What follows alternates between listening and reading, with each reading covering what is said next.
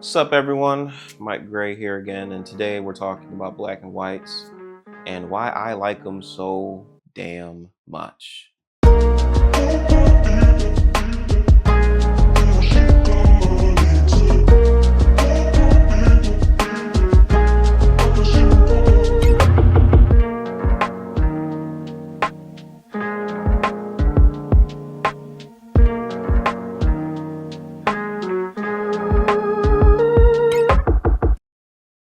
In 2026, I really do feel like black and white photography is not used as much as it should be.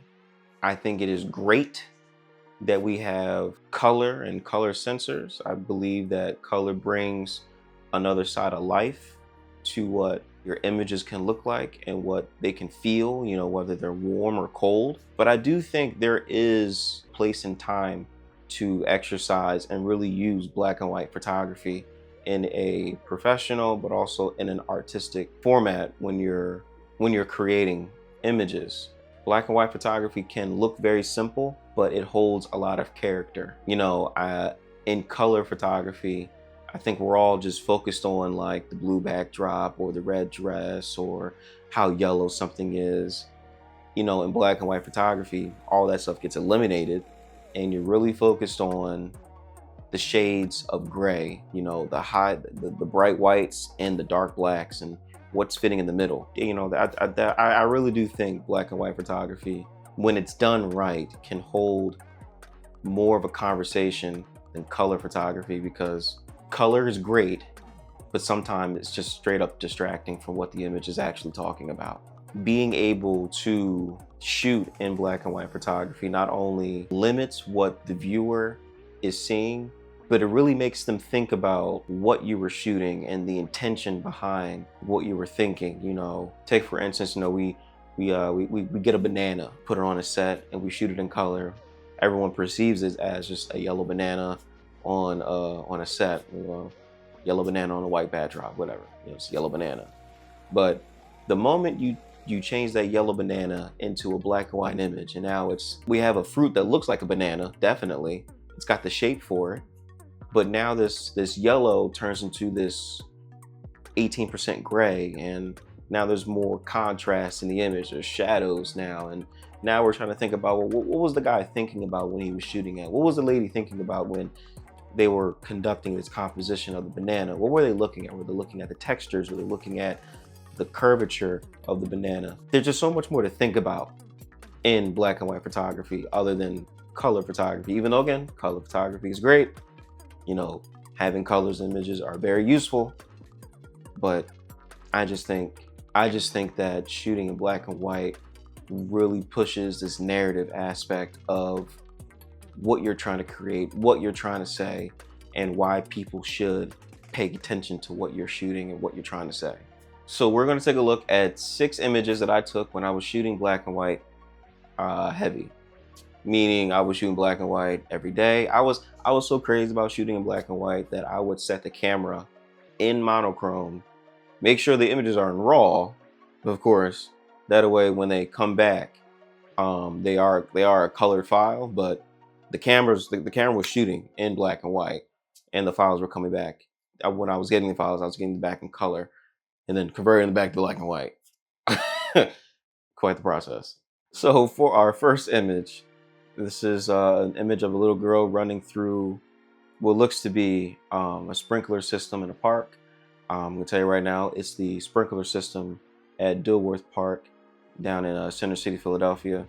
When the water is being shot up in the air and comes back down, it's in that park it's at City Hall, basically. Yeah, I took this image with a Canon Rebel T5. I was shooting with the 70-300 f4 to 5.6. My legitimate settings were 1,000th of a second, f-stop 5.6, ISO 400. So automatically, just based on the camera settings, this is letting me know that I was shooting in an overcast day. So the day was cloudy, definitely. And I was shooting at a higher shutter speed to freeze all the action, freeze her and then freeze the water droplets, but freezing everything. And then, I try to use a shallow depth of field as much as possible, but with a variable variable aperture lens, once you're zoomed in all the way, you're at the lowest aperture that the lens can hold, which was 5.6 on the 75-300. Me personally, this is one of my favorite images, simply because of her enjoyment in running in that water. I love seeing her face. I love seeing her smile and running through the water. It makes me feel happy looking at the picture. Now, if this was in color, I think I would have the same reaction to how she's reacting. Very happy, very joyful about running through the water, because I think that's something we all did as kids. We ran through sprinkler systems, we ran through dirt and mud, and had a ball outside. So I don't think color would change the overall feeling, but I do think that since it was an overcast day, a lot of the colors would have just been muted, which kind of would have made the image dead. So converting this to black and white really creates a contrast difference for us now, which is creating depth. Minus that we have a 5.6 depth of field, which is pretty shallow for a telephoto lens. But if it was in color, it would still be gray. It would be kind of boring to look at, not really that interesting. I don't really remember the color of her jacket, but right now all of our attention is going to the darker parts of the image, which is her. The jacket has these really interesting dark lines. She has darker skin, so she's bringing in all the contrast into the image, which is really drawing our attention to her, and then what's around her after that. Yeah, it's just a really fun image to look. So the next one's a really interesting one. So this was shot with a 5D Mark III. I had a 50mm on. The camera settings were 1/60th of a second, f1.8, and my ISO was at ISO 5000. Okay, so this picture was taken at night. ISO 5000 and f1.8 really tells me that I'm letting in a lot of light. And to add more to it, 1/60th of a second is a really slow shutter to be shooting some type of protest. So I'm shooting at night, most definitely. Now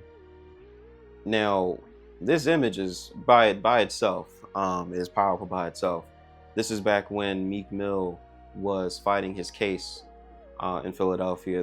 I believe this was the first rally that I attended in front of the courthouse on Filbert Street.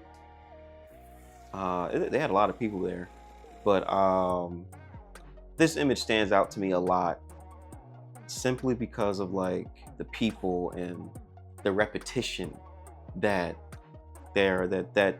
the repetition that's happening. Everyone's got their fist up, everyone's holding the sign. I remember this night really well, and I remember that everyone was wearing a different color shirt, just colors everywhere. And then the street lights are orange in this. So in my brain, this 100% needs to be black and white, simply because the black and white brings uniformity to the image. That way we're not solely focused on the color of someone's hair, the color of someone's jacket, the color of the street lights, the color of the building, the color of the sky. We're really focused on what these people are doing, why they're there. We can really be focused on like we can really focus on the faces of these people. And I think if we would have this in color, a color image of this, I think it just would distract from this is just, again, my opinion. I feel that having this image in color would just straight up distract from a lot of what is going on, because there's a lot going on here. There's a lot going on, and I want my viewers, when they're looking at my images, to focus in on what I'm looking at and what I'm feeling, and not what is distracting me. Like, if I remember correctly, the lady in the front of this had like blonde hair. So like, is it distracting? Not necessarily. There's a lot of people with blonde hair, but she would have been the brightest thing in the image, and we would have been really focused on her hair, other than the Free Meek Mill signs, which are the most prominent thing in the image because they're the darkest thing in the image. Okay, our next image is of another kid, but this is more of a well, it's another kid. I was at a family reunion down in Maryland, and I think there was something timeless about someone pushing, someone holding up a kid to make a basket. There's something timeless about that story, in general. This would have worked in color too, but having this in black and white really makes this image feel timeless. Like there's no particular time, there's no particular season, there's no particular date. I think black and white really minimized all that so that we can focus on the narrative aspect of, pushing up the next generation, or holding up the next generation, or helping someone else achieve their goal. This is what I'm talking about, like what black and white can do. Black and white images can really help you hone in on a narrative in what the photographer is looking at, or pictures are worth 1,000 words. You create your own narrative based on what you're looking at, and I think this image does exactly that. All right, so we're gonna jump into some portraits now, and the first up is my man, Mr. Moses. His name is Quadir. We went to high school together. I took this picture when I was in college. I needed a model, needed someone to fill in. I was working on an assignment, dealing with people and using lighting or using lights outside. In an outside environment. I don't remember where we were. I think we were in some parking garage downtown, and I really liked the texture of the cement wall. Definitely, I really like the texture, because you know what, I like it now because I'm looking at it. But I don't know, man. There's something about this image that always like resonates with me. I just appreciate the shading that's created across his face. How it's not too dark. Quadir is a dark dude. You can see it in the image, but I really do appreciate how you can still see into the shadows. You can see the contrast from the jacket, how the jacket is a different black from the hat, because not all black is the same black. There's different shades of black, and you can see the shades of black in this image. You can see the shades of gray through the wall and the gradient of the wall, from a dark pocket of gray to a light pocket of gray. I think the only white thing in the image right now are the whites of his eyes. After that, everything is a form of black or gray, and yeah, I think this image really carries well. So for our next picture, we have a music artist. His name is Drew Smith, and this was an in-studio shot. I remember this because we were in a studio. Don't know what studio, but we're definitely in a studio. We were in a studio. We were shooting. He needed. I remember he needed some like cover images for one of his albums he was working on. This wasn't a final album image that he chose. He chose something else. But this was one of the images that we created that day. And again, I just like his gesture in the image. We don't know exactly what he's looking at, but he's looking at something, drawing us in to look at something. And then also, I appreciate the shades of black in this. I really do. There's just different shades of black, 100%. And lastly, our last image, another music artist. His name is Uriah. He's in the city of Philly. This is probably one of my all-time favorite portraits I've taken of people. I really enjoy the extreme contrast of this image, how we're able to go from a bright white to a very, very dark gray on him in general. If I remember correctly, there was I had a softbox behind him, and then I had another softbox over his head to create, to put light on his face, because shooting into light, you're just creating a bright white light. So we couldn't see anything with just the one light. So I added a second light over his head to fill in the shadows, and it came out really nice, like really nice. Also with black and white, black and white can really show shape really well. You know, the light that's behind him is really defining his jawline, and we can see how tight his jaw is and his chin is. And then when we bring in that second light in front of him, it really exaggerates, you know, his cheekbones, and it looks really good. Looks really good.